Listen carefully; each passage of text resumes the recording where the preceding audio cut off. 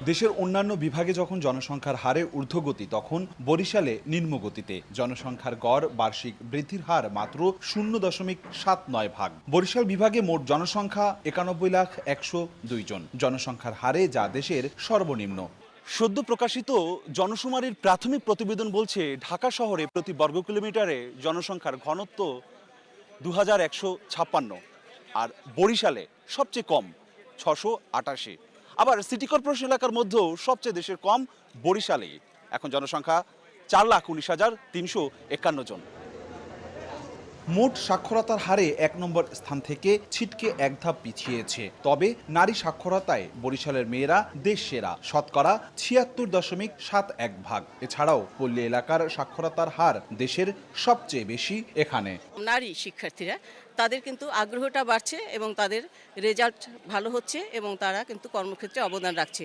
পরিবারও চাচ্ছে যে তাদের ছেলেমেয়েরা, ছেলেদের সাথে সাথে মেয়েরাও তারা একটা ভালো জায়গায় পৌঁছাক এবং তাদের মেয়েরা পড়াশোনা করুক।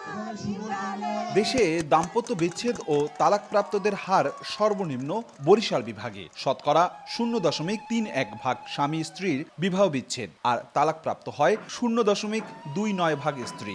তালাক দেওয়াটাকে আমি মনে করি নিজেকে হত্যা করা। আমরা সংসার জীবনে কম্প্রোমাইজ যদি করি, আমরা যদি একে অপরকে বোঝার চেষ্টা করি, তাহলে দেখা যাবে সংসারে সুখী থাকা যায়, ভালো থাকা যায়। ভুল বোঝাবুঝি থাকবেই, এটাতে থার্ড পার্সন না ডেকে এনে আমরা যদি নিজেরাই নিজেদেরটা সমাধান করি, তাইলে কিন্তু আমরা কখনোই ভেজালে পড়ব না। এছাড়াও বরিশালে 5 বছর থেকে 18 বছর পর্যন্ত শতকরা 56.39 ভাগ, আর 18 থেকে তদূর্ধ্ব পর্যন্ত 63.02 ভাগ মানুষ মোবাইল ব্যবহার করে। অপূর্ব অপু, সময় সংবাদ, বরিশাল।